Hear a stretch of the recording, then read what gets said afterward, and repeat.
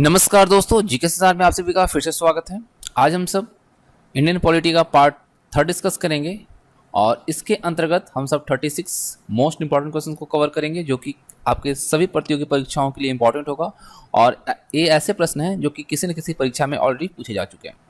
तो आज जो हम कवर कर रहे हैं आप ध्यान से देखिएगा, और अगर आपने पहले से इन प्रश्नों को पढ़ा है तो आप खुद से भी ट्राई कर सकते हैं और देख सकते हैं कितने प्रश्न आपके सही होते हैं। तो चलिए सेशन को स्टार्ट करते हैं और क्वेश्चन की तरफ बढ़ते हैं।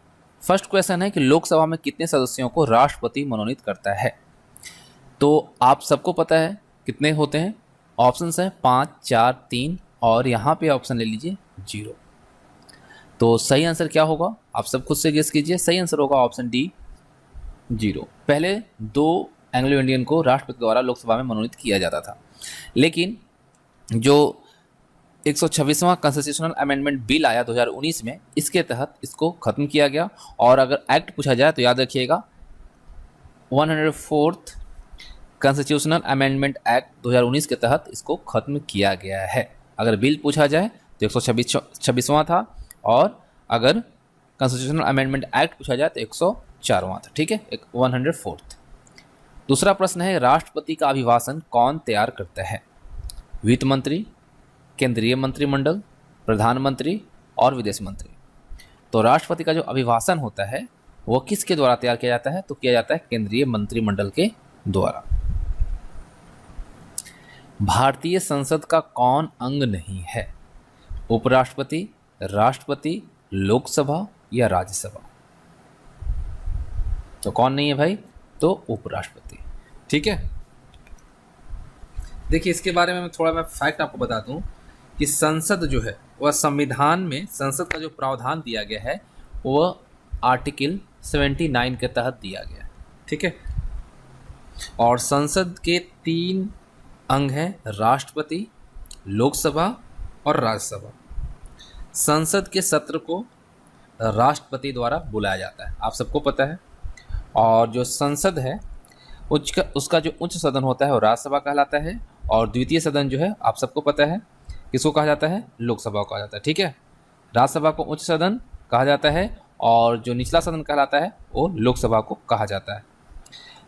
राज्यसभा के प्रथम उपसभापति की अगर हम बात करें तो SV कृष्णमूर्ति राव थे, इसी को याद रखिएगा। और अगर आपसे पूछा जाए कि राज्यसभा का गठन कब हुआ था तो 3 अगस्त 1952 को हुआ था। ठीक, और इसमें अधिकतम जो राज्यसभा में मेंबर हो सकते हैं वो हो सकते हैं 250। ठीक है, और इसमें 12 सदस्यों को राष्ट्रपति द्वारा मनोनीत किया जाता है या करते हैं। ठीक है, और राज्यसभा के सदस्यों का जो कार्यकाल होता है वो 6 वर्षों का होता है। ये कभी भी विघटन नहीं होता है क्योंकि यह एक अस्थायी सदन है।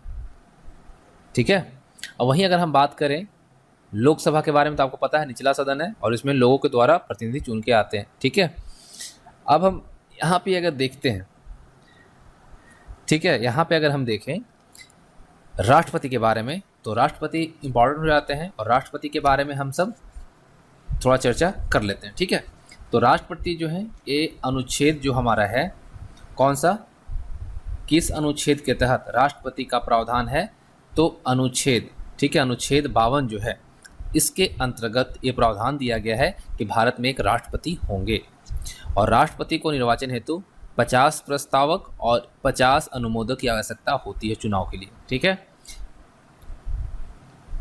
और अनुच्छेद जो 78 है इसके अनुसार राष्ट्रपति संघ के कार्यों की जानकारी प्रधानमंत्री से मांग सकता है। और कुछ अगर हम इंपॉर्टेंट चीज़ें देखें तो भारत में जो कार्यपालिका है उसका प्रधान कौन होता है, राष्ट्रपति होते हैं। ठीक है, और राष्ट्रपति का निर्वाचन संसद के दोनों सदनों के निर्वाचित सदस्य, राज्य विधानसभा के निर्वाचित सदस्य और केंद्र शासित प्रदेश जैसे कि दिल्ली और पुडुचेरी विधानसभा का जो निर्वाचित सदस्य हैं वह भाग लेते हैं। ठीक, इतना याद रखिएगा। और एक बहुत इंपॉर्टेंट है जिसे आप नोट कीजिएगा कि राष्ट्रपति जो है, ठीक है, इसके लिए एक संशोधन किया गया था, 42वां संविधान संशोधन जो हुआ था, इसके तहत मंत्रिपरिषद की सलाह को राष्ट्रपति के लिए बाध्यकारी बनाया गया, यानी कि मानना ही होगा। ठीक है, राष्ट्रपति अपनी कार्यपालिका शक्ति का प्रयोग जो है वह मंत्रिपरिषद की सलाह के अनुसार ही करता है, और ये प्रावधान जो है 42वां संविधान संशोधन के तहत किया गया। ठीक है, राष्ट्रपति द्वारा मंत्रियों की जो नियुक्ति है प्रधानमंत्री की सलाह पर की जाती है, ये आपको पता है। और हमारे देश में अभी तक 3 बार आपातकाल घोषित किया गया। आपको पता है कि राष्ट्रपति द्वारा आपातकाल की जो उद्घोषणा है वह अनुच्छेद 352 के तहत की जाती है, और 3 बार अभी तक हो चुका। 1962 में चीन आक्रमण के समय, 1971 में भारत पाकिस्तान युद्ध के समय, और 25 जून 1975 से 21 मार्च 1970 तक आंतरिक गड़बड़ी के संदर्भ में किया गया था, इंदिरा गांधी के समय में। ठीक है। और 44वां संविधान संशोधन के अनुसार राष्ट्रपति मंत्रिपरिषद से अपनी सलाह पर पुनर्विचार करने को कह सकता है। और एक इम्पॉर्टेंट चीज़ है कि वित्त आयोग का जो गठन है यह भी राष्ट्रपति के द्वारा ही किया जाता है। आपको इतना पता है कि राष्ट्रपति का कार्य जो है ये भी होता है कि संसद के दोनों सदनों की जो संयुक्त बैठक होती है राष्ट्रपति बुलाते हैं, लेकिन उसकी अध्यक्षता लोकसभा के अध्यक्ष द्वारा किया जाता है। ठीक है। और संसद के वार्षिक वित्तीय विवरण जो है राष्ट्रपति रखवाता है। अब हम आगे बात करते हैं और नेक्स्ट क्वेश्चन को कवर करते हैं। अगला प्रश्न है कि किस अनुच्छेद के तहत राष्ट्रपति लोकसभा को भी जो भंग करता है वो कौन से अनुच्छेद के तहत कर सकता है? किस अनुच्छेद के तहत राष्ट्रपति, ठीक है, लोकसभा को भंग कर सकता है? अनुच्छेद 84, अनुच्छेद 75, अनुच्छेद 85 और अनुच्छेद 86। यहां पर सही आंसर क्या होगा? तो आप सब फटाफट अगर जानते हैं तो कमेंट कीजिए। तो इसका सही आंसर होगा अनुच्छेद 85। ऑप्शन सी यहां पर सही रहेगा। ठीक है, option C is the right answer. देखिए, अनुच्छेद 85 कहता है कि संसद का सत्र, सत्रावसान और विघटन, ये तीनों चीज़ें अनुच्छेद 85 में वर्णित है। अनुच्छेद 84 की बात करें तो इसके अंतर्गत संसद की सदस्यता के लिए अर्हता से संबंधित है। अनुच्छेद 75 की अगर हम बात करते हैं तो इसके अंतर्गत मंत्रियों के बारे में अन्य उपबंध दिए गए हैं। और जो अनुच्छेद 86 है इसमें प्रावधान है कि संसद में जो दोनों सदन हैं उसमें अभिभाषण और उनको संदेश भेजने का राष्ट्रपति का अधिकार इसमें वर्णित है। इसमें अनुच्छेद 86 में। वहीं अगर हम बात करते हैं प्रश्न संख्या 5 की, तो भारत के राष्ट्रपति को किस अनुच्छेद के तहत मृत्युदंड क्षमा करने का अधिकार है? अनुच्छेद 72, अनुच्छेद 80, अनुच्छेद 74 या अनुच्छेद 84? कौन सा यहाँ पर सही होगा? तो यहाँ पे सही आंसर जो होगा वो होगा आपका ऑप्शन ए। ठीक है, अनुच्छेद 72। आपको मैं बता दूं कि अनुच्छेद 72 जो है ये क्षमा आदि और कुछ मामलों में दंडादेश के निलंबन और राष्ट्रपति की इसमें शक्ति निहित है। ठीक है, राष्ट्रपति के पास ये अधिकार है। अनुच्छेद 80 की अगर हम बात करते हैं तो इसके अंतर्गत राज्यसभा की संरचना का वर्णन है। और वहीं अनुच्छेद 74 की हम बात करें तो राष्ट्रपति को सहायता और सलाह देने के लिए मंत्रिपरिषद, इसका इसमें विवरण है। और वहीं अनुच्छेद 84 की हम बात करते हैं तो 84 के अंतर्गत क्या है? संसद की सदस्यता के लिए अर्हता। ठीक है, तो यहाँ पे सही आंसर जो रहेगा वो रहेगा आपका अनुच्छेद 72। ठीक है, अनुच्छेद 72 is the right answer. Next question है कि आंतरिक अशांति के कारण देश में राष्ट्रीय आपातकाल कब घोषित हुआ था? देखिए, आंतरिक अशांति अभी हमने आपको बताया है ना कब हुआ था। अभी हमने थोड़ी देर पहले चर्चा की कि 3 बार अभी तक ये हुआ है।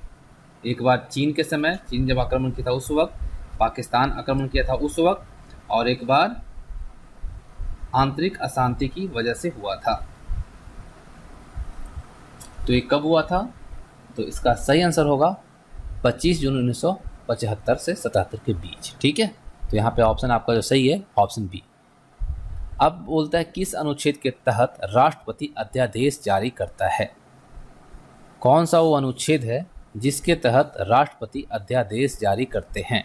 अनुच्छेद 145, अनुच्छेद 250, अनुच्छेद 123 और अनुच्छेद 126। तो फटाक से आप सब बताइए कौन सा ऑप्शन सही होगा।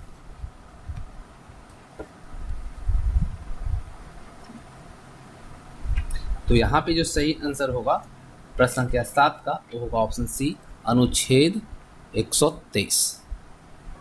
देखिए, अनुच्छेद 123 जो है इस संसद के विशांतरिकाल या अध्यादेश प्रख्यापति की राष्ट्रपति की शक्ति इसमें निहित है। ठीक है, यानी कि राष्ट्रपति अध्यादेश इसे जारी करते हैं। वहीं अनुच्छेद 145 की अगर हम बात करें तो इसके अंतर्गत न्यायालय के नियम दिए गए हैं। अनुच्छेद 250 में क्या वर्णित है भाई? तो 250 जो अनुच्छेद है उसमें आपका जो दिया गया है वो दिया गया है कि यदि आपात की उद्घोषणा प्रवर्तन में हो तो राज्य सूची के विषय के संबंध में विधि बनाने की संसद की शक्ति जो है इसमें दिया गया है। वहीं अनुच्छेद 126 जो है इसके अंतर्गत कार्यकारी मुख्य न्यायमूर्ति की नियुक्ति के बारे में वर्णित किया गया।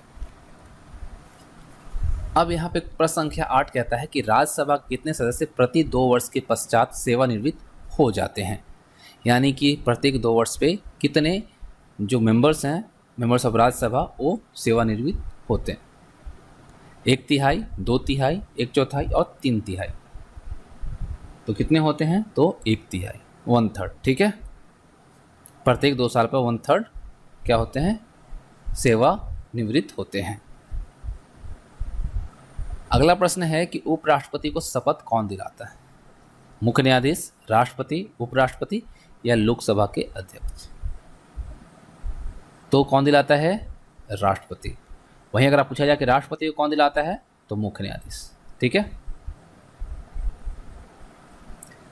प्रश्न संख्या 10 देखिए, भारत के प्रथम दलित राष्ट्रपति कौन थे?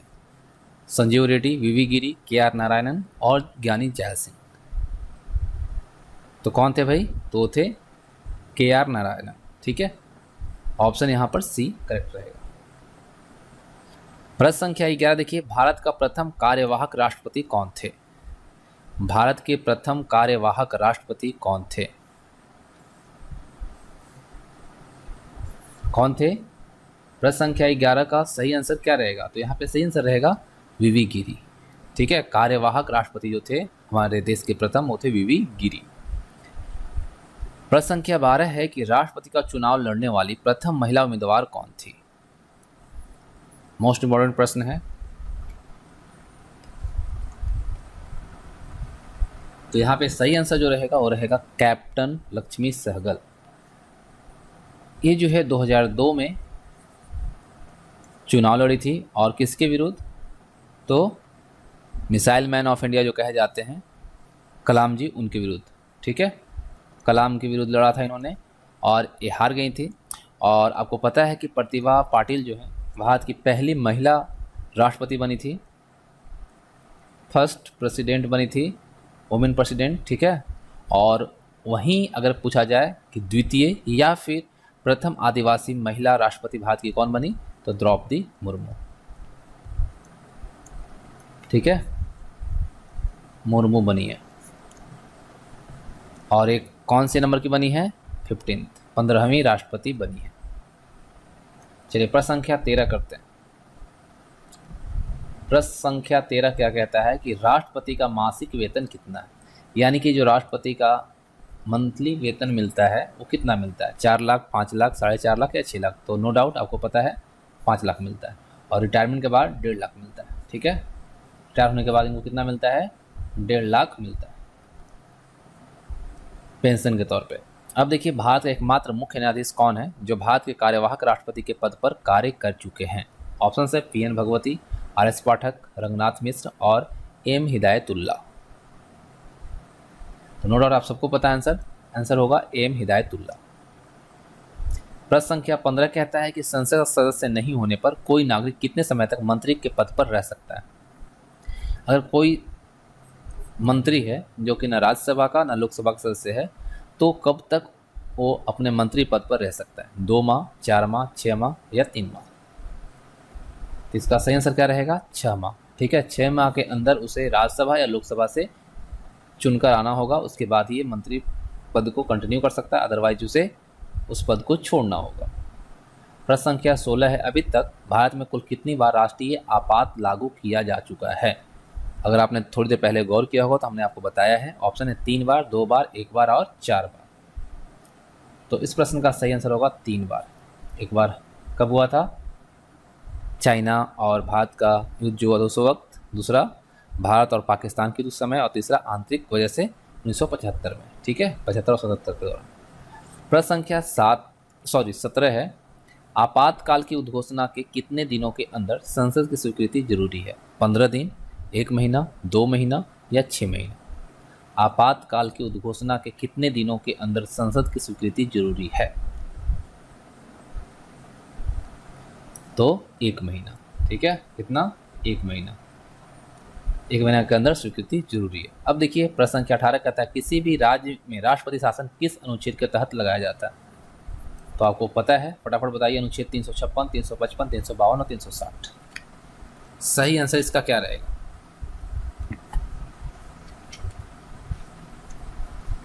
कौन सा अनुच्छेद के तहत राष्ट्रपति शासन लगाया जाता है?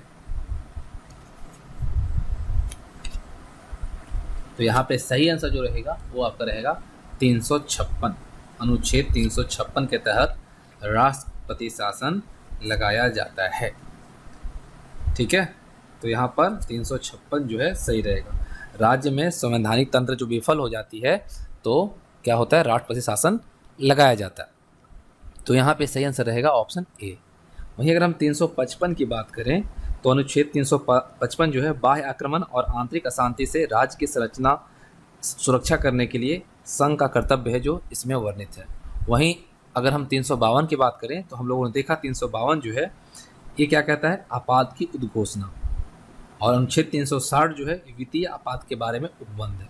ठीक है, अब प्रश्न संख्या 19 कहता है कि किसी भी राज्य में राष्ट्रपति शासन की अधिकतम समय सीमा कितनी होती है? 6 माह, 1 माह, 3 वर्ष या 5 वर्ष। मतलब कि राष्ट्रपति शासन अधिकतम कितने समय तक लगाई जा सकती है? तो इसकी समय सीमा जो है 3 वर्ष की है। ठीक है, अधिकतम 3 वर्ष तक लगाई जा सकती है। लेकिन इसके लिए क्या है कि जो टर्म होगा वो 6 मंथ का होगा। 6 मंथ करके अधिकतम 3 वर्ष तक लगाया जा सकता है। अब देखिए अगला प्रश्न है प्रश्न संख्या 20।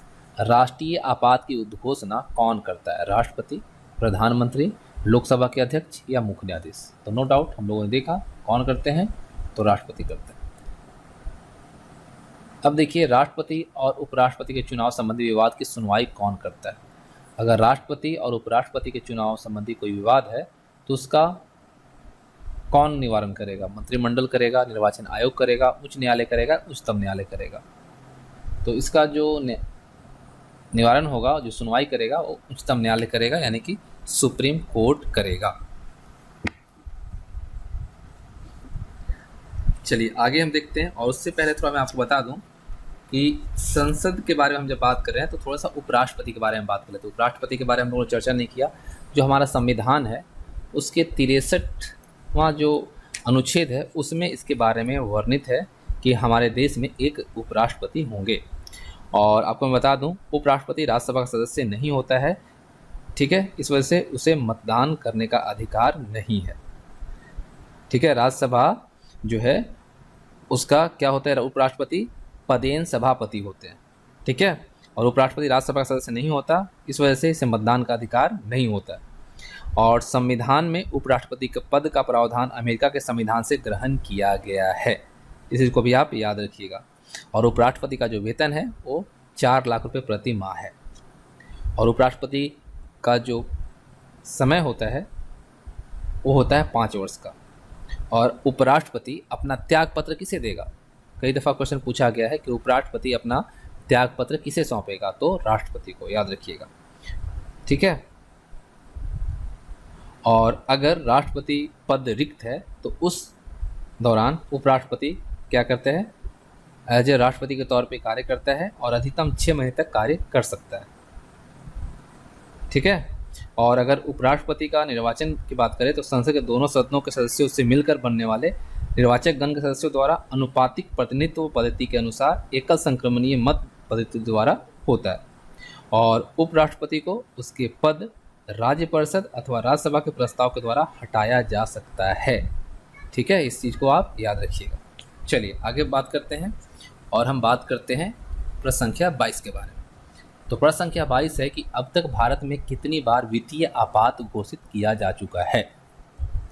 बताइए कितनी बार किया जा चुका है? तो अभी तक एक भी बार नहीं हुआ है। ठीक है, हमारे देश में वित्तीय आपात अभी तक घोषित नहीं हुआ है। प्रश्न संख्या 23 है राष्ट्रपति पर महाभियोग किस अनुच्छेद के तहत लगाया जाता है? कौन सा वो आर्टिकल है जिसके तहत राष्ट्रपति पर महाभियोग लगाया जाता है? तो है अनुच्छेद 61, याद रखिएगा। कौन सा? आर्टिकल 61। प्रश्न संख्या 24 है राष्ट्रपति के निर्वाचन में कौन भाग लेता है? राष्ट्रपति का चुनाव अभी लेटेस्ट में हुआ, तो आप सबको पता है इसमें कौन भाग लेता है। लोकसभा के निर्वाचित सदस्य, राज्यसभा के निर्वाचित सदस्य, विधान सभाओं के निर्वाचित सदस्य या उपयुक्त सभी। तो यहाँ पे सही आंसर क्या रहेगा? सभी, है ना। लोकसभा के निर्वाचित सदस्य लेते हैं, राज्यसभा के भी निर्वाचित सदस्य लेते हैं और विधानसभा के निर्वाचित सदस्य भी इसमें पार्ट लेते हैं। तो यहाँ पे सही आंसर होगा ऑप्शन डी। ठीक है, अब चलिए प्रश्न संख्या 25 करते हैं। प्रश्न संख्या 25 क्या कहता है, देख लेते हैं हम लोग। ये रहा, राष्ट्रपति के उम्मीदवार के नामांकन हेतु कितने प्रस्तावक एवं कितने अनुमोदक आवश्यक हैं। अगर आपने ध्यान दिया होगा तो हमने आपको बताया कि राष्ट्रपति के उम्मीदवार के नामांकन हेतु कितने प्रस्तावक की जरूरत होती है। तो होती है 50 प्रस्तावक और 50 अनुमोदक की। ठीक है, तो यहाँ पे ऑप्शन आपका सी करेक्ट रहेगा। राष्ट्रपति का निर्वाचन का उल्लेख किस अनुच्छेद में किया गया? हमने आपको अभी बताया, अनुच्छेद 54, अनुच्छेद 55, अनुच्छेद 61 और 72 किसमें किया गया? किसमें किया गया है? तो ये किया गया अनुच्छेद 54 में। याद रखिएगा, राष्ट्रपति का निर्वाचन का उल्लेख अनुच्छेद 54 में है। राष्ट्रपति के कार्य एवं शक्तियां किस देश के शासनाध्यक्ष के समतुल्य है? संयुक्त राज्य अमेरिका, फ्रांस, इंग्लैंड और कनाडा। तो किसके? इंग्लैंड के। ठीक है, ऑप्शन सी यहां पर सही होगा। प्रश्न संख्या 28 कीजिए। भारत का प्रथम नागरिक कौन होता है? प्रधानमंत्री, मुख्य न्यायाधीश, राष्ट्रपति या उपराष्ट्रपति? तो नो डाउट आप सबको पता है कि भारत के प्रथम नागरिक जो होते हैं वो राष्ट्रपति होते हैं। इस लिहाज से हमारे देश के प्रथम जो नागरिक हैं वो कौन है? द्रौपदी मुर्मू। भारत के किस राज्य में सर्वप्रथम राष्ट्रपति शासन लागू किया गया? बिहार, उत्तर प्रदेश, केरल और पंजाब। बताइए, भारत में सबसे पहले राष्ट्रपति शासन कहां पर लागू किया गया? कौन से राज्य में लागू किया गया? तो इस प्रश्न का सही आंसर रहेगा Punjab. Option D is the right answer. आपको मैं बता दूं कि यहाँ पर 20 जून 1951 से 17 अप्रैल 1952 के बीच, ठीक है, इतने दौरान तक राष्ट्रपति शासन लगाया गया था। और सबसे अगर हम बात करें ज़्यादा कहाँ पे लगा है राष्ट्रपति शासन, तो यूपी में लगा है 10 बार और पंजाब में अब तक राष्ट्रपति शासन 9 बार लग चुका है। ठीक है, चलिए अब देखिए प्रश्न संख्या 30 क्या कहता है कि राष्ट्रपति भवन कहाँ पर स्थित है। हमारे देश की जो राष्ट्रपति भवन है वो कहाँ पे है? रायसीना पहाड़ी पे, अरावली पर्वत पे, गिरनार की पहाड़ी पर और हिमाचल पर्वत पे। तो आपको नो डाउट इसका आंसर सबको पता है, क्या होगा इसका आंसर? तो रायसीना पहाड़ी पे, रायसीना हिल्स। ठीक है, option A is the right answer. चलिए प्रश्न संख्या 31 देखिए। वित्तीय आपातकाल की घोषणा किस अनुच्छेद के तहत की जाती है? अभी हमने आपको बताया है और कौन सा अनुच्छेद है जिसके तहत वित्तीय आपातकाल की घोषणा की जाती है। अभी तक हमारे देश में एक भी बार वित्तीय आपातकाल की घोषणा नहीं की गई है, लेकिन अगर करना हो तो कौन से अनुच्छेद के तहत होगा? तो ये होगा अनुच्छेद कौन से? अनुच्छेद 360। ठीक है, ऑप्शन यहाँ पर ए सही रहेगा। चलिए प्रश्न संख्या 32 देखिए। भारत के प्रथम उप प्रधानमंत्री कौन थे? पंडित जवाहरलाल नेहरू, सरदार वल्लभ भाई पटेल, बलदेव सिंह और वीपी मेनन। तो कौन थे? सरदार वल्लभ भाई पटेल। और आपको पता है कि वल्लभ भाई पटेल को सरदार की उपाधि जो है बारदोली की महिलाओं ने दिया था। प्रश्न संख्या 33 है। राज्यसभा की पहली बैठक कब हुई थी?